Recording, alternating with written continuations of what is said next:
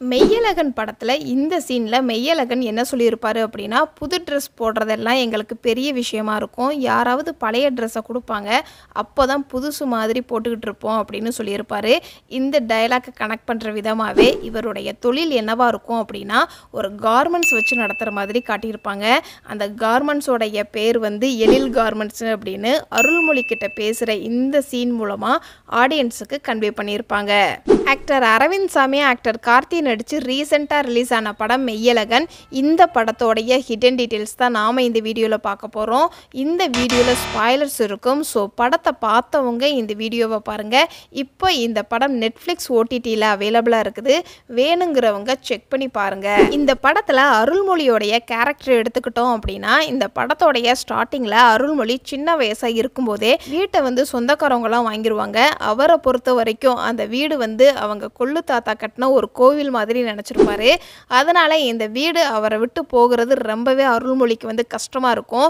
So இவருடைய லைஃப்பில் இது ஒரு துக்கமான விஷயமா இருக்கலாம், இல்லை கஷ்டமான ஒரு விஷயமா இருக்கலாம். இதை கனெக்ட் பண்ணுற விதமாக இந்த படத்தோடைய முதல் சீனே விளக்க அணைக்கிற மாதிரி காட்டியிருப்பாங்க. எப்போதுமே பொதுவாக எல்லா படத்துலையுமே விளக்கை ஏற்றுற மாதிரி தான் ஒரு மங்களகரமாக இருக்கிற மாதிரி தான் ஸ்டார்ட் பண்ணுவாங்க. ஆனால் இந்த படத்தில் அருள்மொழியோடைய லைஃப் இந்த நேரம் அவருக்கு ரொம்ப கஷ்டகாலம் அப்படிங்கிறதுக்கான ரெஃபரன்ஸாக விளக்க அணைக்கிற மாதிரி காட்டியிருப்பாங்க. 96ல் அருள்மொழியை காட்டும்போது ஃபஸ்ட்டு சீனில் ஒயிட் கலர் ஷர்ட் தான் போட்டிருப்பாரு. இதே இது 2018ல் அதாவது ப்ரெசண்டில் நடக்கிற கதையில் அருள்மொழியை காட்டும்போது ஒயிட் கலர் டிஷர்ட் போட்டிருக்கிற மாதிரி காட்டியிருப்பாங்க. இந்த சின்ன பையன்தான் இவர் அப்படின்னு ட்ரெஸ்ஸு கலர் மூலமாக கன்வே பண்ணியிருப்பாங்க. அருள்மொழியை காட்டும்போது இவர் என்ன வேலை பார்க்குறாரு, என்னவா இருக்கிறாரு அப்படிங்கிறத ஆரம்பத்தில் காட்டியிருக்க மாட்டாங்க. கிளைமேக்ஸஸ் சீனில் தான் இவர் ஒரு கிரிக்கெட் கோச்சாக இருப்பார். அதுக்கான ரெஃபரன்ஸாக அவருடைய இன்ட்ரோ சீன்லேயுமே அவருடைய வீட்டில் பேட்டு, கிரிக்கெட் சம்மந்தமான பொருட்கள்லாம் வச்சுருக்கிற மாதிரி காட்டியிருப்பாங்க. அதே மாதிரி இவருக்கு சின்ன வயசுல இருந்தே கிரிக்கெட்னா ரொம்ப பிடிக்கிற மாதிரி காமிச்சிருப்பாங்க. அதுக்கான ரெஃபரன்ஸாக இவர் சின்ன வயசுல இருக்கும்போது ஸ்கூல் விட்டு வந்த உடனே பசங்க கிரிக்கெட் விளையாடுவாங்க. அவர் கைட் தான் பண்ணுவாரே தவிர ஒரு பேட்டிங் பண்ணுறது, பவுலிங் பண்ண மாதிரிலாம் காட்டியிருக்க மாட்டாங்க. சின்ன வயசில் அருள்மொழி கைட் பண்ணுற மாதிரி காட்டியிருப்பாங்க.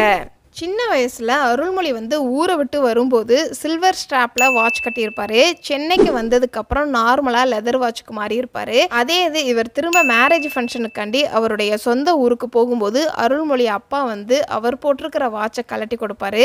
அது சில்வர் ஸ்ட்ராப்பில் இருக்கிற வாட்சாக இருக்கும். ஃபங்க்ஷனுக்கு அதைத்தான் போட்டுட்டு வர மாதிரி காட்டியிருப்பாங்க. அவருடைய சொந்த ஊருக்கு போனதுக்கப்புறம் தான் அருள்மொழி எப்படிப்பட்டவர்னு அருள்மொழிக்கே தெரிகிற மாதிரி காட்டுவாங்க.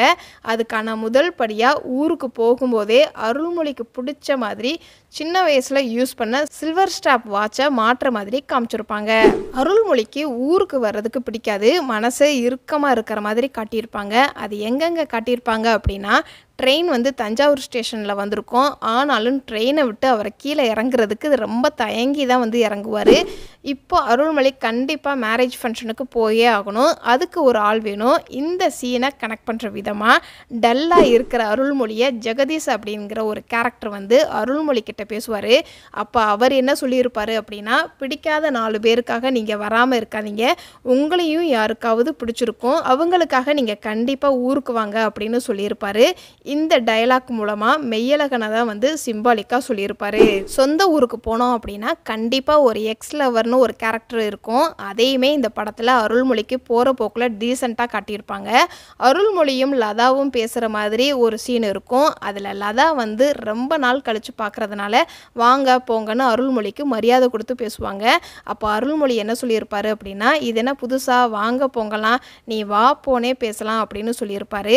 ஆனால் லதா ரொம்ப நாள் ஆச்சில் பார்த்து போக போக பழகிடும் அப்படின்னு சொல்லுவாங்க. இவங்களுக்கு அடுத்த சீன்லாம் கிடையாது அப்படிங்கிறதுக்காக இவங்களுடைய சீனே ஒரு சீன் தான் இருக்கும். அந்த ஒரு சீன்லையுமே கடைசி முடியும் போது வா போ அப்படின்னு சொல்லி தான் பேசி முடிச்சிருப்பாங்க.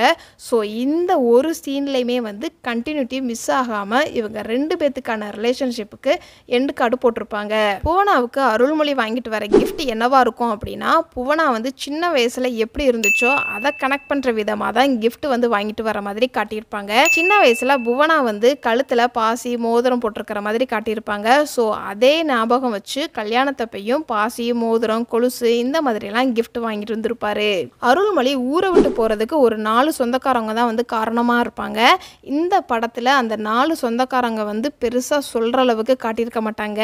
இந்த கல்யாணத்துல ஒரே ஒரு ஷாட்ல தான் வந்து காட்டியிருப்பாங்க. அவங்க மேல இன்னும் கோவமா தான் இருக்கிறாரு அப்படிங்கிறதுக்கான ரெஃபரன்ஸா அந்த கோவத்துல அருள்மொழி மெய்யழகனுக்கு ஃபோன் நம்பரை மாத்தி கொடுக்குற மாதிரி காமிச்சிருப்பாங்க. ஊருக்கு போயிட்டு வந்ததுக்கு அப்புறம் தான் அவருக்கு அவர் யாரு அப்படிங்கறது தெரிஞ்சுக்கிட்டு பழைய ஞாபகங்கள்லாம் வர்ற மாதிரி காட்டியிருப்பாங்க. அதுக்கான ரெஃபரன்ஸா சின்ன வயசுல ஒரு இலையை எடுத்துட்டு வந்திருப்பாரு. அதை பத்திரமா ஒரு புக்குக்குள்ள வச்சிருப்பாரு.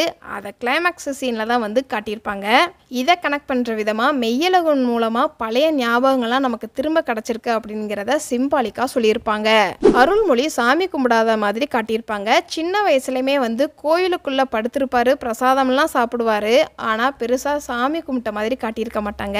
அதே மாதிரி பெரியவனா காட்டும் போதும் கோயில்ல அர்ச்சனை பண்ணுங்கன்னு அந்த பூக்காராமா கிட்ட சொல்லுவாரே தவிர கோயிலுக்கு முன்னாடி நிப்பாரே தவிர இவர் சாமி கும்பிட மாட்டாரு. அருள்மொழி சின்ன வயசுல வீடே இல்லாததுனால தான் வந்து சென்னைக்கு வர மாதிரி காட்டியிருப்பாங்க. சொந்த ஊருக்கு போயிட்டு திரும்ப சென்னைக்கு வந்த உடனே வீடு வாங்குற பிளான் பண்ணுவாரு. ஒரு 4 சொந்தக்காரங்க தான் வீட்டை வாங்கிட்டு அருள்மொழியை வெளியில அனுப்புவாங்க. அதே இது இன்னொரு 4 சொந்த பந்தம் தான் வீடு வாங்குறதுக்கும் பணம் கொடுத்து ஹெல்ப் பண்ணுவாங்க. ஸோ லைஃப்ல ரிலேஷன் வந்து எந்த அளவுக்கு முக்கியம் அப்படிங்கறது இந்த படத்துல சொல்லியிருப்பாங்க. மெய்யழகனுடைய கேரக்டர் பார்த்தோம் அப்படின்னா அருள்மொழியோடைய கேரக்டரும் மெய்யழகனுடைய கேரக்டரும் நிறைய சீன்ஸ் வந்து சிமிலாரிட்டியா தான் இருக்கும்.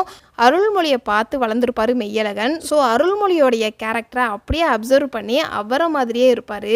அருள்மொழியோடைய இன்ட்ரோ சீன் வந்து அவரை பொறுத்த வரைக்கும் வீடு கைவிட்டு போனது அது ஒரு கஷ்டமான துக்கமான சீனா இருக்கும். விளக்க அணைச்ச உடனே ஒரு கருப்பு கலராக தான் காட்டியிருப்பாங்க அந்த ஷாட்டை. அதே மாதிரி மெய்யழகனுடைய இன்ட்ரோ சீனில் என்ன சொல்லியிருப்பாரு அப்படின்னா பக்கத்தில் ஒரு ஸ்ட்ரைக்குக்கு போயிட்டு வரேன் அதான் லேட் ஆயிருச்சுன்னு சொல்லி கருப்பு கலர் கொடியை குத்திட்டு வர மாதிரி காமிச்சிருப்பாங்க. அருள்மொழி வீட்டிலேயே வந்து நிறைய பெட்ஸ் வளர்ப்பாரு. கிளி நாய் இந்த மாதிரியெல்லாம் வந்து வளர்ப்பாரு. அதே மாதிரி மெய்யழகனும் பாம்பு மாடு ஆடு கோழி எல்லாம் வளர்க்குற மாதிரி காட்டியிருப்பாங்க. லதாவுக்கு அருள்மொழி மேலே ஒரு க்ரஷ் இருக்கிற மாதிரி புவனாவுக்கு மெய்யழகன் மேலே ஒரு க்ரஷ் இருக்கிறத காட்டியிருப்பாங்க. அருள்மொழி அவருடைய ஒய்ஃபை நல்லா பார்த்துக்குவாரு. அதே மாதிரி மெய்யழகனும் அவருடைய ஒய்ஃபை நல்லா பார்த்துக்கிற மாதிரி காட்டியிருப்பாங்க. அருள்மொழி வீட்டில் முருகன் ஃபோட்டோஸ் தான் அதிகமாக இருக்கும். அதே மாதிரி மெய்யழகனுடைய வீட்லேயும் முருகன் சாமி ஃபோட்டோ தான் வந்து அதிகமாக இருக்கிற மாதிரி காட்டியிருப்பாங்க. அருள்மொழிக்கும் வீடு பிரச்சனை இருக்கும். அதே மாதிரி மெய்யழகனுக்கும் ஒய்ஃப் மூலமாக வீடு சம்மந்தமான ஒரு பிரச்சனை வரும். ஆனால் மெய்யழகன் வந்து கடனை வாங்கி வீடு வாங்கியிருப்பாரு. அதுக்கப்புறம் அருள்மொழியும் கடனை வாங்கி வீடு வாங்குற மாதிரி காட்டியிருப்பாங்க. அருள்மொழி கூட இன்னொரு அண்ணன் இருக்கிற மாதிரி காமிச்சிருப்பாங்க. அவர் ஃபாரின்ல இருக்கிற மாதிரி டயலாக் மூலமாக கன்வே பண்ணியிருப்பாங்க. அதே மாதிரி மெய்யழகனுக்கும் ஒரு தம்பி இருக்கிற மாதிரி சொல்லியிருப்பாங்க. மெய்யழகனுடைய வீட்டில் பெரியாரை கும்பிட்ற மாதிரி காட்டியிருப்பாங்க. மெய்யழகனும் சாமி கும்பிடுற மாதிரி காட்டியிருக்க மாட்டாங்க. அதே மாதிரி அருள்மொழியும் கோவிலில் நிப்பாரை தவிர சாமி கும்பிட மாட்டார். பெரியாருக்கும் கடவுளுக்கும் என்ன சம்பந்தம்னு உங்களுக்கே தெரியும். ஸோ அதையுமே இந்த படத்தில் மென்ஷன் பண்ணியிருப்பாங்க. மெய்யழகன் வந்து எழில் கார்மெண்ட்ஸ்னு வச்சிருக்கிற மாதிரி சொல்லியிருப்பாங்க. அதுக்கான ரெஃபரன்ஸாக முருகன் கேலண்டரில் எழில் கார்மெண்ட்ஸ்னு மென்ஷன் பண்ணியிருப்பாங்க. மெய்யழகனுக்கு மதியழகனுங்கிற ஒரு தம்பி இருக்கிறான்னு சொல்லியிருப்பாங்களே தவிர எங்கேயுமே காட்டியிருக்க மாட்டாங்க. அதுக்கான ரெஃபரன்ஸாக ஸ்கூல் படிக்கும்போது மதியழகனை ஃபோட்டோ மூலமாக காட்டியிருப்பாங்க. மெய்யழகனுடைய வீட்டில் ஒரு காளமாடு வளர்ப்பாரு. காளமாட்டோடைய பேர் தோனின்னு சொல்லியிருப்பாரு. அதுக்கான டீட்டெயிலாக அவருடைய கையில் தோனிங்கிற பச்சை குத்திருப்பாரு. மெய்யழகன் வந்து ஜல்லிக்கட்டில் நிறைய பரிசு வாங்கின மாதிரி சொல்லியிருப்பாங்க. அதுக்கான டீட்டெயிலாக அவருடைய வீட்டில் நிறைய பீரோல் இருக்கும். பீரோலுக்கு மேலே பாத்திரம் இருக்கிறத பார்க்க முடியும். அந்த பாத்திரம் கவர் கூட பிரிக்காத அளவுக்கு இருக்கும். அதே மாதிரி ஜல்லிக்கட்டில் ஃபோன் பரிசாக கிடைக்கும். அந்த ஃபோனை தான் மெய்யழகன் யூஸ் பண்ணுவார். இந்த படத்தில் ஒரு சில சீன்ஸ் எல்லாம் நல்லாயிருக்கும். இந்த படத்தில் பேர் போடும்போது இயற்கைக்கு நன்றி சொல்லியிருப்பாங்க. இந்த படத்தில் 2 சீன் மூலமாக இயற்கைன்னு மென்ஷன் பண்ணியிருப்பாங்க. சொக்கு மாமா போட்டிருக்கிற சட்டையில் இயற்கை அப்படின்னு பிரிண்ட் இருக்கும். அந்த ஷர்ட் வந்து ஒரு கதர் ஷர்ட்டாக கூட இருக்கலாம். அதே மாதிரி கல்யாணத்துக்கு ரிட்டன் கிஃப்டாக செடி தான் வந்து கொடுத்துருப்பாங்க. 96 படத்தோடைய டேரக்டர் தான் இந்த படத்தோடைய டேரக்டரும். 96 படமும் வந்து 2018 வந்து ப்ரெசண்டில் நடக்கிற மாதிரியும் ஸ்கூல் போர்ஷன் வந்து 96 காலகட்டத்தில் ஃப்ளாஷ்பேக் ஓடும். அதே மாதிரி இந்த படத்துலையும் வந்து 96 ஆரம்பித்தாலும் ப்ரெசண்டில் 2018 தான் இந்த கதை நடக்கும். 96 படம் வந்து 2018ல் தான் வந்து ரிலீஸ் ஆகிருக்கும். அதையுமே இந்த ஒரு ஷார்ட் மூலமாக காட்டியிருப்பாங்க. ஊருக்கு கிளம்பும்போதே டேட் பார்த்தோம் அப்படின்னா 30/10/2018ன்னு இருக்கும். அதே மாதிரி லார்ஜ்லேயும் வந்து டேட்டை தான் கரெக்டாக மென்ஷன் பண்ணியிருப்பாங்க. மேரேஜ் ஃப்ளக்ஸ்லேயும் 31ஆம் தேதி மேரேஜ் நடக்குதுங்கிறத கண்டினியூட்டி மிஸ் பண்ணாமல் காமிச்சிருப்பாங்க. 2018ல் மேரேஜ் நடக்கிறதுனால 2017ல் ரிலீஸ் ஆன மெர்சல் படத்தோடைய விஜய் ஸ்டில்லும் 2019ல் விஸ்வாசம் ரிலீஸ் ஆக போகிறதுனால அஜித்தோடைய ஃபோட்டோவும் ஃப்ளக்ஸில் மென்ஷன் பண்ணியிருப்பாங்க. கேட்ரிங் நடத்துகிறவர் மெய்யழகனுடைய மேரேஜில் இவன் என்ன பண்ணுனான்னு உங்களுக்கு தெரியுமான்னு சொல்லி மிரட்டிக்கிட்டு இருப்பாரு. ஆனால் அவர் கடைசி வரைக்கும் அவர் சொல்லியிருக்க மாட்டார். ஒரு கட்டத்தில் அருள்மொழி கிட்ட மெய்யழகன் இந்த சைக்கிளில் தான் நான் மேரேஜுக்கே வந்தேன் அப்படிங்கிறத சொல்லியிருப்பாரு. இதைத்தான் அந்த கேட்ரிங் நடத்துகிறவரும் சொல்ல வந்திருப்பாரு அருள்மொழி கிட்ட. விசிட்டிங் கார்டில் இங்கு பேனா மூலமாக எழுதுனோம்னா அழிஞ்சு போயிடும் அப்படின்னு ஊதுறது, பொதுவாக நம்ம சொந்தக்காரவங்க கிட்ட பேசுகிறதுக்கு நம்ம பக்கத்தில் இருந்தும் இல்லைன்னு சொல்லி கெஞ்சுவோம். அதே மாதிரி இங்கே சொக்கு மாமா வந்து அருள்மொழி அப்பா கிட்ட பேசுகிறதுக்கு தயங்குவார். அப்புறம் ஃபோன் பேச ஆரம்பித்த உடனே பவ்யமாக பேசுகிற மாதிரின்னு இந்த மாதிரி சின்ன சின்ன விஷயம்லாம் சொந்த பந்தத்துக்குள்ளே நடக்கிற யதார்த்தமான சீன்களையும் காட்டியிருப்பாங்க இந்த படத்தில். இந்த படத்தில் நிறைய முருகனுடைய ரெஃபரன்ஸ் இருக்கும். இந்த படத்தில் பாதி ஆக்ட்ரஸோடைய பேர் எல்லாமே முருகன் சம்மந்தப்பட்ட பேராக தான் வச்சுருப்பாங்க. முருகன் டிராவல்ஸ், முருகவேல் பஸ், மெய்யழகனுடைய ஃப்ரெண்டோடைய பேர் கனகராஜ். கனகராஜுங்கிற கேரக்டர் வாய்ஸ் மட்டும்தான் வருமே தவிர எங்கேயுமே வரமாட்டார்.